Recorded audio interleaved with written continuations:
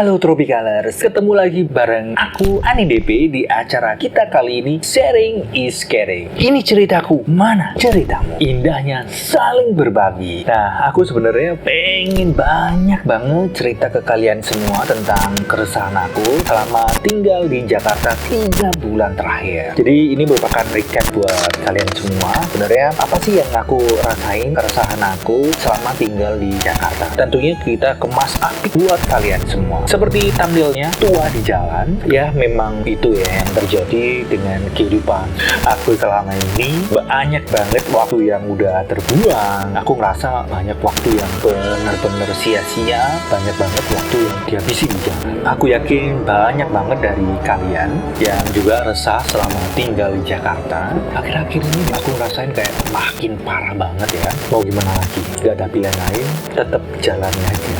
Nah, dari segala bentuk keresahan aku selama ini, aku pengen banget sharing ke kalian semua tentang ya ketidaknyamanan keresahan aku selama ini.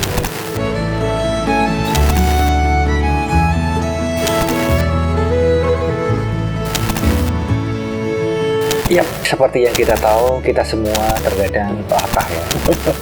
Ketika ada hal yang baru, pasti kayak sangat pengen tahu banget dan penasaran tentunya. Termasuk aku juga sih terkadang ya.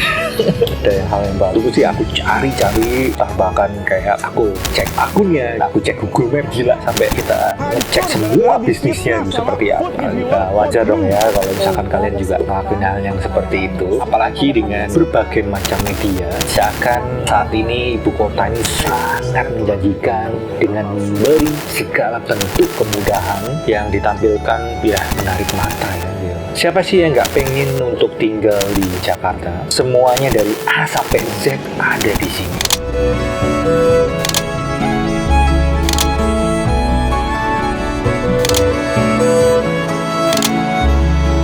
Kemacetan di Jakarta kayak saat ini nggak kenal waktu, baik siang atau juga malam. Ya maklum, Jakarta juga banyak orang nyebutnya kota yang nggak pernah tidur.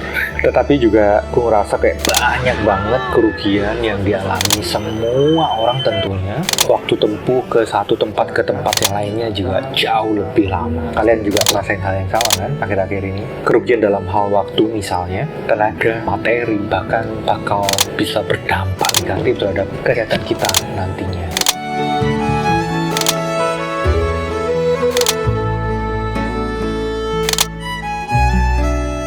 Nah, sekarang coba kita breakdown satu persatu ya, Tropicaler. Ya, karena konsep Jakarta ini juga menjadi kota yang berbeda-beda ya. Ya, bisa dibilang Jakarta ini adalah multi talent. Ini adalah sebuah kota. Jakarta juga menjadi beberapa daerah vital dengan berbagai macam kepentingan. Sebagai ibu kota dan pusat pemerintahan. Ya, walaupun sebenarnya tahun 2024, tepatnya tahun depan, pemerintah bakal pindah ke IKN. Secara konstitusional, memang Jakarta ditetapkan sebagai ibu kota Indonesia melalui Undang-Undang Nomor 10 Tahun 1964. Jakarta ini telah menjadi pusat pemerintahan sejak masih bernama Batavia pada masa penjajahan Hindia Belanda. Tepatnya pada awal abad ke-20 oleh adanya upaya pemerintahan Hindia Belanda untuk mengubah lokasi ibu kota dari Batavia ke kota Bandung. Walaupun sebenarnya gagal karena adanya resesi dan juga Perang Dunia Kedua.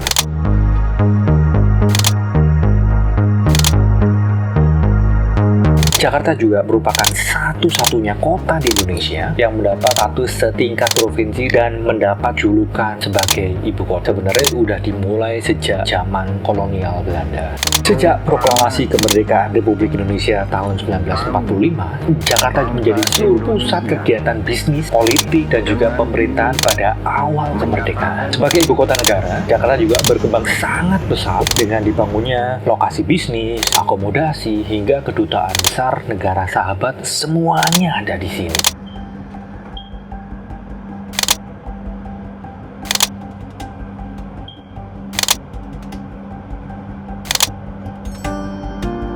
Jakarta sebagai pusat ekonomi dan ibu kota provinsi. Gak hanya itu aja, Jakarta menikmati keistimewaan sebagai ibu kota negara dan juga pusat pemerintahan dan sekaligus pusat ekonomi, bisnis, dan jasa, termasuk pusat investasi. Perputaran ekonomi Indonesia saat ini 50%-nya ada di sini. Jadi kalau Jakarta kayak kemarin mati lampu, pasti bakal berdampak ke seluruh Indonesia. Sempat kan mati lampu dan Presiden Jokowi visit ke kantornya.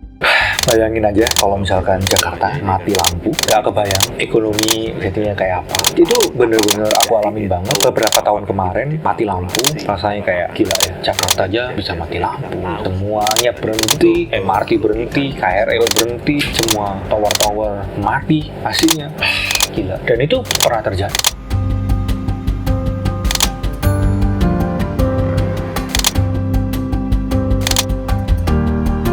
Sebagai pusat ekonomi, bisnis, dan juga wisata, tempat jutaan orang mengadu nasib di sini mencari penghidupan yang layak. Ya, seperti aku sekarang, bukan hanya mengadu nasib, tapi juga bertempur untuk menjadi yang terbaik di kota ini. Ya, memang sih, benar-benar aku rasain susah banget. Tapi kita harus punya mental berjuang, mental bertarung. Bahasanya Jakarta ini juga menjadi tanah rantau yang letaknya 777 km dari kota kelahiran aku di Batu Malang.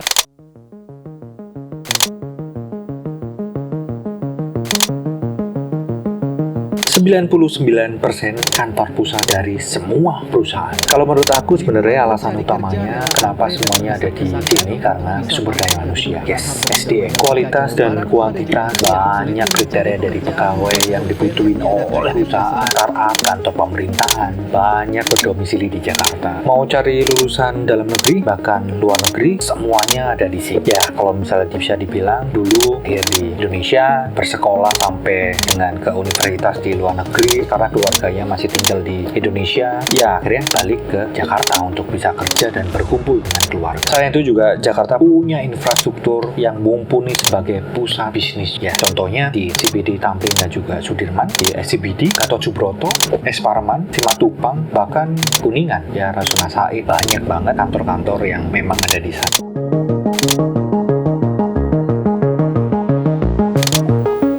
Jakarta menjadi salah satu kota pendidikan. Tanpa disadari sebenarnya sebagai ibu kota Republik Indonesia, Jakarta juga memiliki beberapa perguruan tinggi dengan akreditasi yang tinggi seperti BINUS, Prasmul, Universitas Negeri Jakarta, Universitas Katolik Indonesia Atmajaya, Trisakti, dan masih banyak lagi. BPS juga mencatat sampai dengan 2021 ada 32 perguruan tinggi yang ada di Jakarta. Kampus terbanyak berada di Jakarta Utara, banyak 16 kampus. Kemudian ada di Jakarta Pusat 9 kampus, Jakarta Timur dan juga Jakarta Barat. Masing-masing ada 3 kampus dan di Jakarta Selatan ada 1 kampus.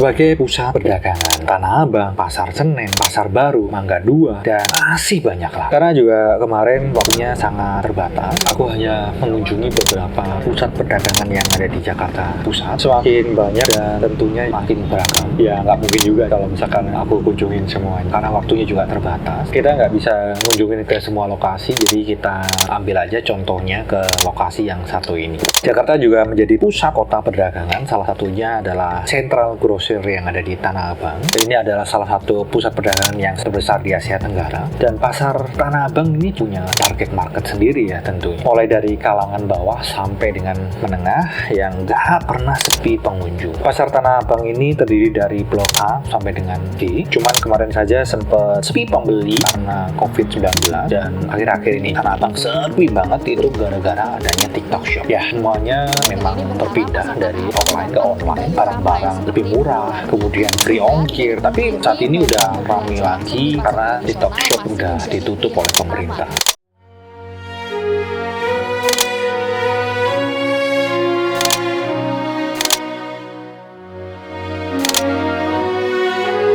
premium shopping area. Jadi kalian juga nggak perlu bingung kalau misalkan nyari pusat perbelanjaan yang ada di Jakarta. Berdasarkan data tahun 2019, Jakarta punya sekitar 173 mall, bahkan beberapa mall tersebut adalah mall kalangan kelas atas. Sebagai contoh, Plaza Senayan, Senayan City, Plaza Indonesia, Green Indonesia, FX Sudirman, Lipo Mall Kemang, Pondok Indah Mall 1, 2, 3, Puri Indah Mall yang ada di Jakarta Barat, Mall Taman Anggrek, dan juga Central Park. Ini juga yang menjadi salah satu daya tarik dari Jakarta itu sendiri.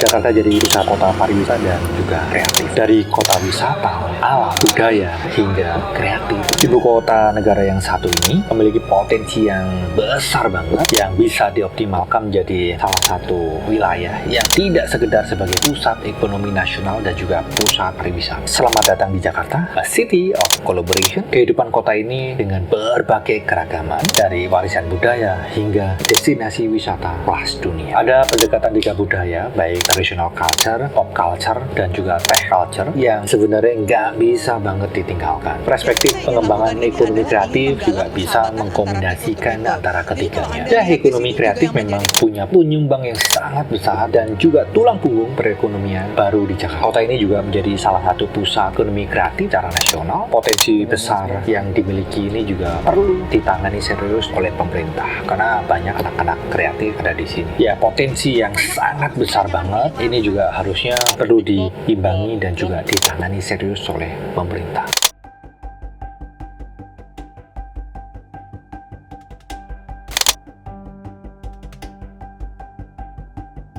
Masih ngomongin semua tentang ibu kota ya, sedikit ya kita ngebahas IKN karena juga masih hangat-hangatnya ini ya. Pemindahan IKN di tengah masa pandemi COVID-19 dan juga krisis ekonomi Indonesia yang juga benar-benar belum pulih, aku rasa merupakan kebijakan yang kurang tepat. Tapi nggak ada pilihan lain, ibu kota tetap aja pindah ke PPU atau Penajam Pasir Utara yang ada di Kalimantan Timur, yang sebelumnya sebenarnya Presiden Joko Widodo juga udah meninjau dua lokasi yang berbeda bagi alternatifnya, yaitu ada di Bukit Suharto di Kalimantan Timur dan juga kawasan segitiga dekat Palangkaraya yang ada di Kalimantan Tengah.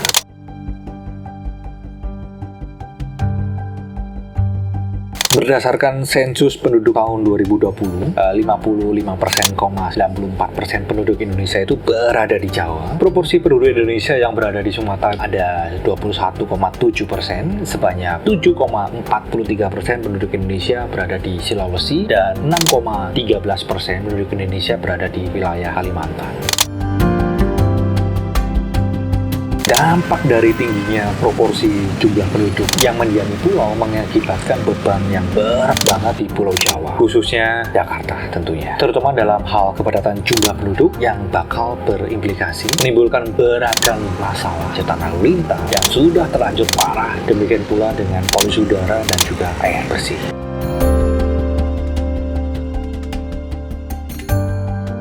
Ibu kota negara IKN baru atau IKN Nusantara yang ada di Kalimantan Timur dikembangkan dengan konsep ekonomi sirkular agar menjadi kota yang berkelanjutan, sehat, produktif, efisien, inovatif, dan juga ramah lingkungan. Kepala Otoritas Ibu Kota Nusantara (IKN), Insinyur Bambang Susanto, mengatakan konsep pembangunan IKN berfokus untuk menjadi salah satu hutan kota berkelanjutan. Sebanyak 65% dari 256.000 hektar area IKN akan ditransformasikan menjadi hutan tropis. Sustainability menjadi sorotan yang signifikan di dunia internasional, termasuk juga Indonesia. Berbagai institusi berupaya mengatasi tantangan ini dan berusaha untuk menciptakan masa depan lebih berkelanjutan bagi generasi muda mendatang.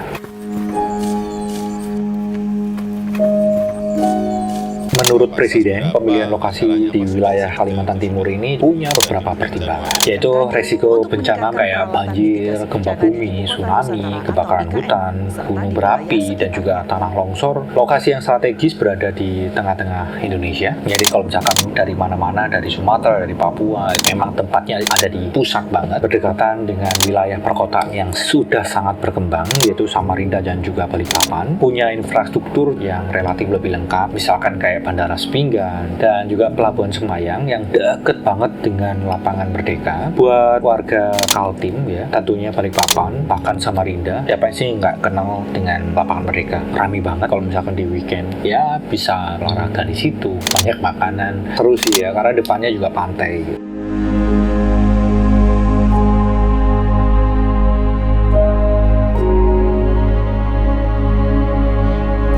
Biaya pembangunan ibu kota negara ini menurut Presiden total kebutuhannya mencapai 466 triliun ya. Nantinya diambil dari APBN menggunakan sekitar 19%, sementara sisanya akan diperoleh melalui skema kerjasama dengan KPBU dan juga investasi secara langsung dari swasta dan juga badan usaha milik negara (BUMN).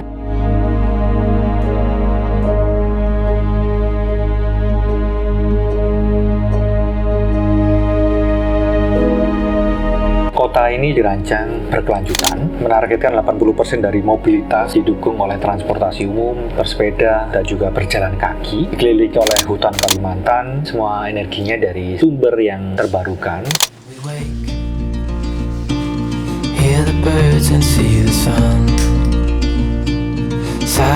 Sebelum berangkat di pagi hari, aku biasanya malamnya tidur terlalu larut malam. Bisa mungkin aku persiapin di hari sebelumnya barang-barang apa aja yang bakal kita bawa buat esok hari. Kadang juga aku bangun kesiangan, udah pasti ya, buru-buru, udah nyiapin segala macam, udah ya jaga-jaga aja barangkali besok pagi bisa lebih awal berangkatnya. Gimana caranya mood kita bisa terjaga di pagi hari, biasanya menentukan kayak mood kita seharian. Mungkin kalian juga seperti itu ya.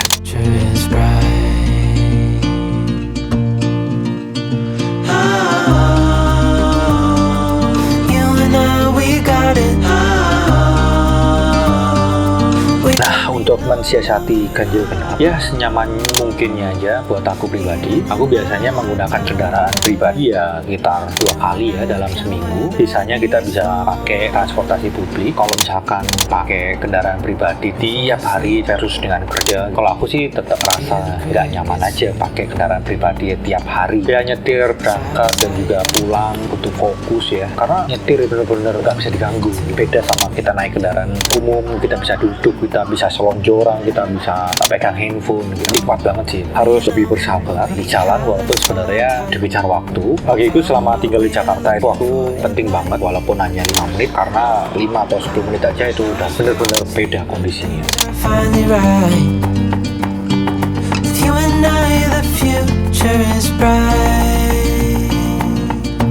Jauhnya sebuah tempat kerja ini nggak lagi diukur berdasarkan jarak hitungan kilometer, tetapi lamanya waktu yang bisa dihabiskan selama kita di jalan. Pasca pandemi COVID-19 ini, aku ngerasa kayak gila ya, makin parah ya macetnya Jakarta. Hampir setiap sudut jalanan di jam berangkat dan juga pulang kerja, kayak ngerasa nggak masuk akal banget. Banyak banget waktu yang terbuang sia-sia, yang harusnya bisa melakukan hal yang jauh lebih produktif dibanding harus berebut di jalan kayak gini.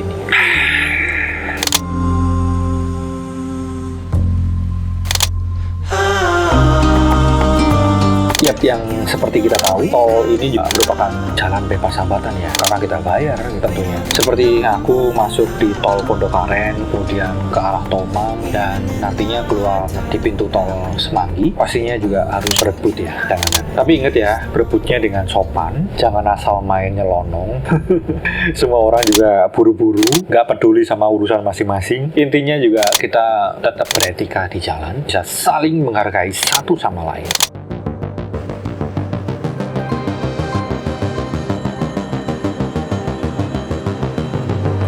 Saat ini dengan kondisi yang gak baik-baik aja, aku yakin semua company di luar sana lagi berhemat dengan mengurangi budget yang harusnya jauh lebih bisa dipangkas. Seperti halnya juga banyak biaya yang terbuang selama ini di jalanan seperti ini. Misal dulu juga unlimited claim, sekarang dipotong 50%. Jadi harus kayak pinter-pinter kita mensiasatinya semuanya untuk tetap menyelesaikan seluruh pekerjaan dengan cara kita masing-masing. Tapi kelemahannya dengan sistem COP atau Car Ownership Program, ya dari company ini semua maintenance kayak servis mobil secara berkala, ganti oli, ban aus, ikutan asuransi ya, namanya juga hidup di jalanan. Apalagi di Jakarta, resiko di jalan juga makin gede. Semuanya juga ditanggung secara personal. Beda banget sama dulu yang memang mobilnya sistem rental dari vendor, kita tinggal tahu pakai aja. Semua juga diurusin, bahkan kayak sampai mogok di jalan kita tinggal telepon aja sama vendor, mereka langsung datang untuk beresin itu semua. Tapi aku juga merasa ketika resign itu kayak langsung jadi gembel ya.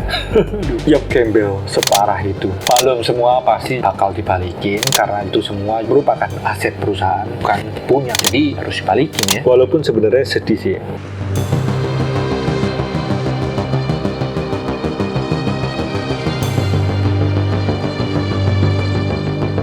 Mengingat aku pindah-pindah sampai saat ini lebih dari 12 tahun bekerja, operasional di Jakarta ini kayak aku ngerasa paling tinggi banget di antara kota-kota lain yang ada di Indonesia. Ya cara ya, bayar tol, parkir itu kan berjam. Kalau aku di Kalimantan kemarin, nggak pernah ya ngerasain kira ya, wajar lah, masih 2.000, 5.000. Nah, gimana pun ceritanya, transportasi publik seperti KRL, MRT, bagiku merupakan salah satu solusi buat kita. Walaupun sebenarnya masih jauh ya dengan negara-negara maju seperti New York dan juga London. Saat ini Indonesia juga terus berbenah untuk memberikan fasilitas publik yang nyaman tentunya bagi seluruh masyarakat. Menggunakan KRL, MRT, jauh lebih hemat waktu, biaya, dan juga energi. Nah, strategi masing-masing orang yang dilakukan juga pasti berbeda-beda, tergantung profesi versus dengan jarak antara kantor dengan rumah masing-masing. Kayak kita ya malah spend money di Jakarta untuk rental apartemen aja akan jauh lebih nyaman dibanding kita harus PP dari BSD ke Kuningan kayak gitu tiap hari.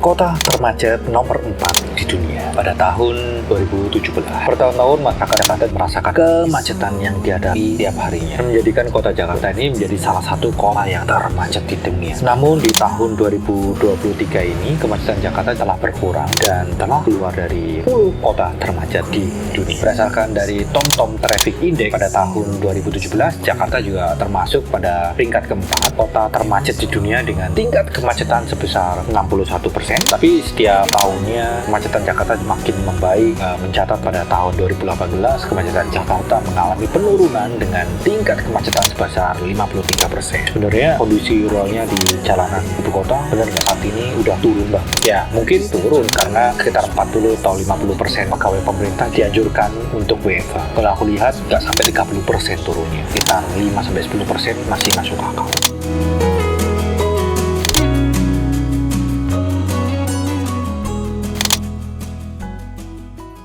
Pertambahan jumlah penduduk berdasarkan BPS tahun 2020 sekitar 10,56 juta jiwa. Kebetulan aku dapat datanya ini tahun 2020 di mana terjadi COVID-19. Sebenarnya trennya juga makin melandai di mana COVID-19 ditemukan pertama kali 2 Maret 2020 di Indonesia, tepatnya di Depok ya waktu itu. Peningkatan jumlah kendaraan pribadi baik itu motor dan juga mobil berdasarkan data penjualan Kia tiap tahunnya pada Januari sampai dengan Agustus 2022, penjualan retail mobil nasional tembus 637.000 unit. Sementara periode serupa tahun sebelumnya 527 unit. Sementara wholesale untuk periode yang sama 658.000 unit atau naik sekitar 2,1% dibandingkan dengan tahun 2021 yang sebenarnya distribusinya berhenti pada angka 543.000 unit.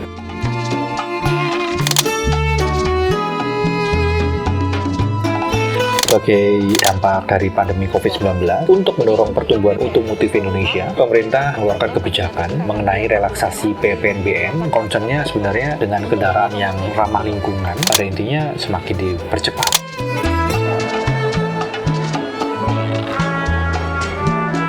Sebenarnya adanya PPNBM kemarin jadi kontribusi kenaikan penjualan yang cukup signifikan. Kebijakan pemerintah tersebut ngebuahin hasil yang sangat tepat, bisa dilihat dari meningkatnya produksi dan juga penjualan dari industri otomotif nasional. Menurut kepala negara, kebijakan relaksasi PPNBM ini berhasil meningkatkan penjualan mobil hingga lebih dari 60%. Terakhir angkanya yang aku dapetin, adanya kenaikan kurang lebih 60%. Ya ini baik banget sebenarnya untuk mendorong pemulihan ekonomi nasional.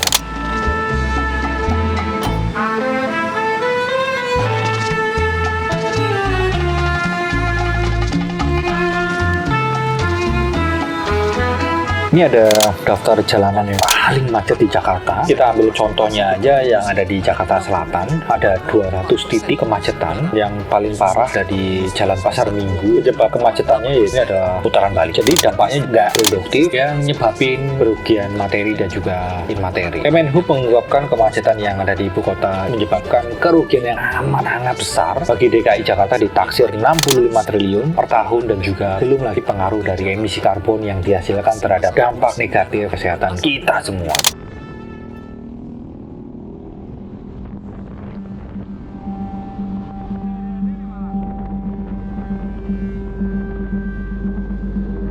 Sebagai contohnya adalah stasiun Manggarai yang ada di Jakarta Timur. Peningkatan pengguna kayaknya nggak diimbangi dengan kapasitas transportasi publik. Sering terjadi penumpukan ke pengguna KRL yang membludak di stasiun ini. Kasih informasi aja, stasiun ini kadang-kadang menjadi stasiun sentral di ibu kota, malah menjadi mimpi buruk bagi pengguna KRL yang seakan-akan masih harus bertempur di jalan setelah kerja lebih dari 8 jam. Pulang masih berdesak-desakan karena memang stasiun ini adalah stasiun dalam kota yang memang paling gede di Jakarta.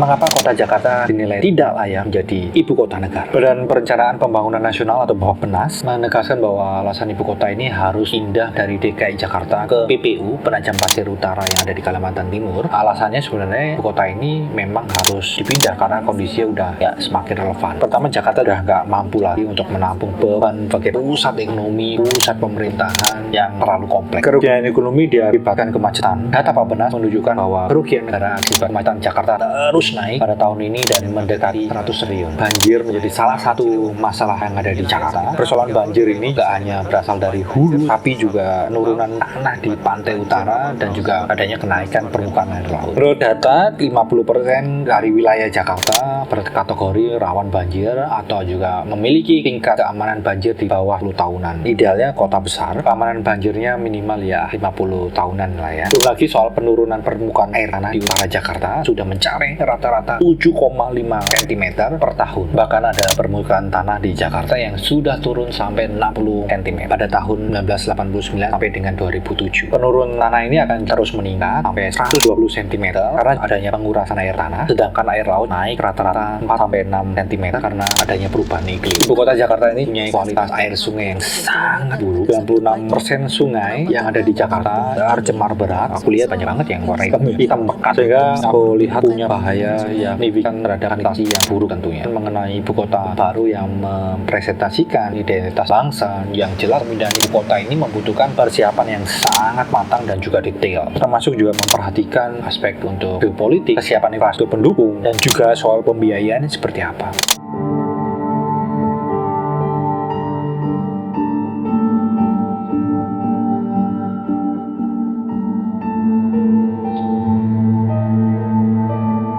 Sebagai bahan diskusi aja, aku udah ngumpulin dari berbagai macam sumber. Tentunya yang menarik perhatian aku ya tentang plus minusnya kota Jakarta yang satu ini. Mengapa masih banyak pihak yang menginginkan Jakarta itu tetap jadi ibu kota negara? Karena dinilai pembangunan fisik di ibu kota baru itu adalah perbuatan yang sia-sia. Di zaman digital seperti sekarang ini, otomatis proses yang menjadikan posisi fisik itu udah dirasa kayak nggak penting lagi.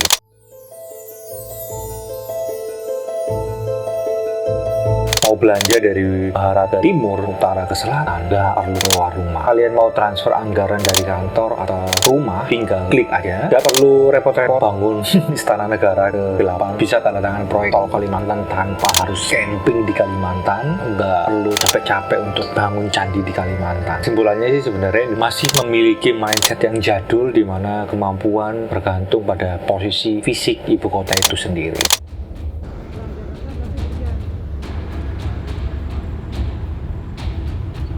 Gimana pendapatmu tentang kota Jakarta? Jakarta ini merupakan salah satu negara yang paling prawo dan paling tidak beradab dunia dari segi penggunaan lalu lintas. Aku dapat dari berbagai macam sumber kumpulin, khususnya untuk motor roda 2 melawan arus sudah seperti kayak hantu yang memang bebas berkeliaran, tidak ada aturan, memotong jalan seenaknya, boncengan bertiga, berempat, sampai berlima pun juga ya silakan. Kalau bunuh diri rame-rame, garal banget, dikit-dikit pengen klakson seperti kayak anak ya ada mainan baru. Nah, laut yang mengarah ke atas, lampu yang menyorot silau ke depan seolah-olah mau masuk gitu ke kuburan. Bahkan lampu belakang remnya diganti dengan bener-bener silau nerobos yang bukan jalurnya, kayak di trotoar, jalur pejalan kaki, jalur busway. Seperti orang yang kayak tiba-tiba lagi sakit perut aja, parkir seenaknya sampai ke depan pintu orang. Ya, ini adalah semua tempat yang milik kita bersama, gak peduli pengguna lain, entah itu kayak sepeda, pejalan kaki, kaum disabilitas, apalagi pengguna jalan yang lebih besar. Ya, kalau kita lihat makin arogan kan, banyak ya guys, mentang-mentang mobil makin gede gitu makin arogan. Ya itulah sebenarnya semua masalah yang ada di Jakarta.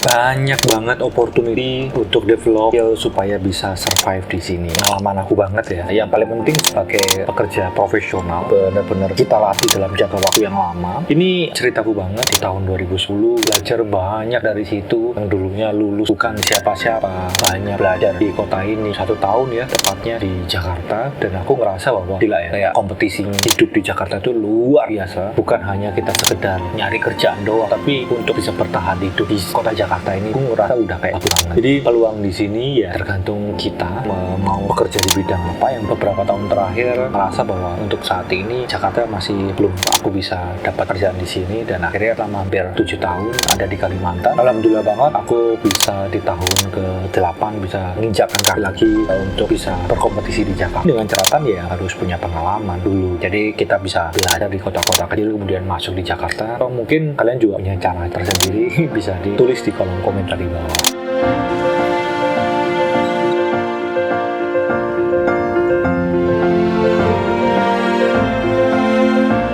Di jalan kita dituntut untuk berkompetisi. Kadang kita harus punya plan harian, kita mau kemana gitu. Detailnya menggunakan transportasi yang seperti apa, lokasinya ada di mana, kondisinya seperti apa. Bahkan kalian mau keluar rumah, aku yakin melakukan yang namanya riset ya kecil-kecilan gitu. Bisa ngecek di sosial media, di Google Map atau apapun itu. Intinya adalah supaya kita pergi kemanapun, lokasi satu ke lokasi lainnya pun juga butuh waktu, walaupun sebenarnya dari jarak pun juga lumayan dekat, supaya lebih efektif. Sehari ini paling banyak bisa visit sekitar 4 atau 5 venue, udah bagus banget. Dari utara ke selatan, barat ke timur, udah bagus banget. Jadi kita harus rencanain dengan baik dan juga lebih matang tentunya.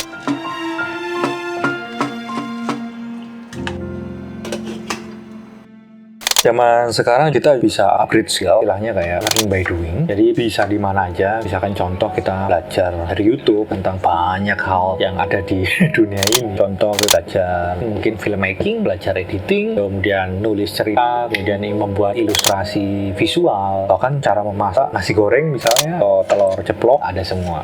Tinggal kitanya aja punya niat dan kemauan aja. Ada ceritanya, zaman sekarang tidak bisa apa-apa. Semua informasi juga ada di tangan kita masing-masing, cuman pertanyaannya kita mau pakai apa.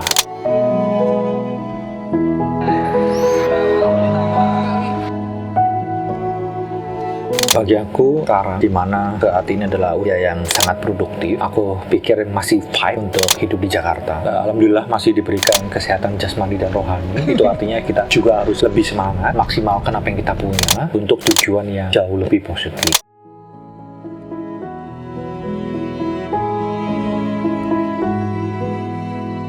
Terkadang kadar dan taraf kebahagiaan masing-masing orang berbeda ya. Gak semuanya juga harus sama. Kayak aku ya, punya buah mangga depan rumah, udah lagi panen. Bahagia banget bisa makan mangga sepuasnya. Kalau misalkan memang mau kan tinggal dia aja di real. Untuk aku pribadi misalnya, aku bisa ngambil mangga tanpa mengeluarkan uang sepeser pun di depan rumah, tinggal ambil, tinggal manja. Aku ngerasa bahagia. Nah, kadar atau taraf kebahagiaan orang itu kan beda-beda.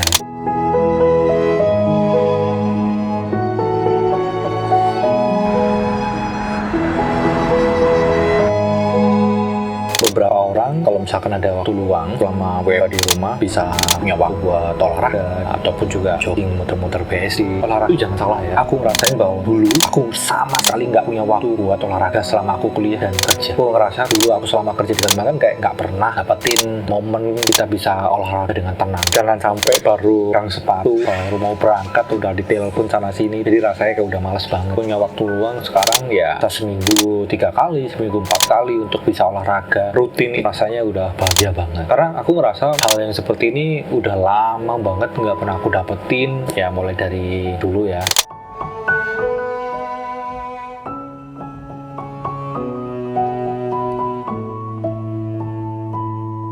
Selain kerja, olahraga, dan jangan lupa aku ngerasain sekarang adalah istirahat yang cukup, karena udah cukup banget dulu dari Kalimantan kayak tidur sampai pagi hari, dan aku ngerasa apa sih sebenarnya yang dicari sampai pulang pagi, berangkat pagi, pulang pagi, bahkan kayak tidur cuma 2-3 jam aja dalam sehari selama 2-3 minggu. Itu sering banget kayak gitu, acara cycle meeting atau acara semester business review. Aku ngerasa kayak sama sekali nggak sehat banget. Saat ini itu aku benar-benar manfaatin karena aku punya habit yang sangat buruk dulu, dan aku nggak mau untuk balik lagi dengan kehidupan yang seperti itu, dan otomatis aku harus jauh lebih bisa berbenah diri ke arah yang lebih baik, bisa istirahat dengan cukup tentunya.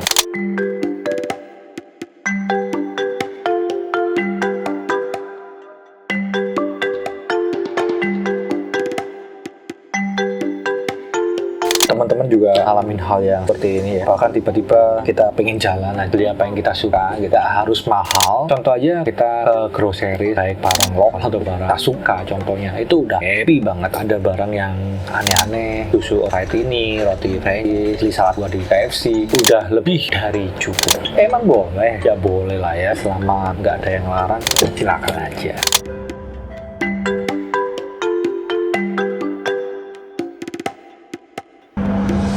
Oke, kaum urban, apa aja sih yang aku lakuin supaya nggak tua di jalan? Masing-masing orang aku yakin punya cara bisa bertahan hidup sesuai dengan kebutuhannya masing-masing. Untuk saat ini yang paling tepat untuk aku bisa eksekusi yaitu kita bisa tinggal untuk mobilitas sehari-hari dekat dengan kantor. Apalagi kalau misalkan ngantor kasihnya itu kurang dari 3 kilo dari tempat tinggal kita, itu kayak ngerasa nikmat banget. Pulang malam atau juga nginep di kantor, ayo aja. Tapi kalau kantor di Jakarta kan nggak mungkin ya, pulang pagi gitu kan pasti AC sama listrik juga dimatiin gitu. Ya oke, aku jabanin kayak berasa kerja robot. Udah kan zaman aku rasa kerja sekarang ya sesuai jam kerja aja. Kalau misalkan lembur sampai pagi, aku rasa itu udah kayak di zaman kolonial ya. Udah nggak perlu dipikir terlalu berat, nggak perlu ngeluh juga. Yang penting kalian tiap bulan, tiap tanggal 25 tetap gajian.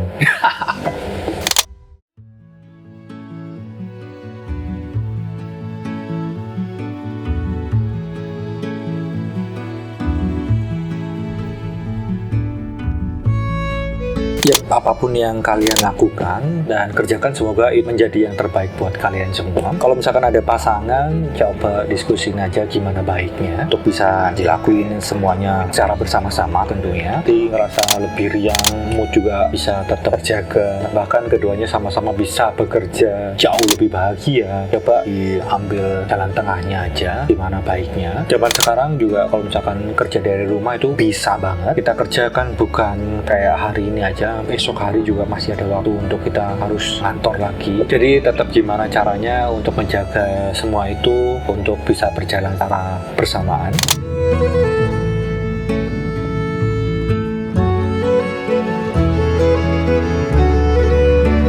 Semoga kalian suka dengan konten aku untuk kali ini. Tua di jalan dalam acara Sharing is Caring. Ini ceritaku, mana cerita indahnya saling berbagi. Sampaikan salam hangat dari aku, Handi DP, untuk keluarga kalian di rumah. Sampai ketemu di acara yang menarik tentunya di YouTube channel Handi DP berikut. Dadah, see ya.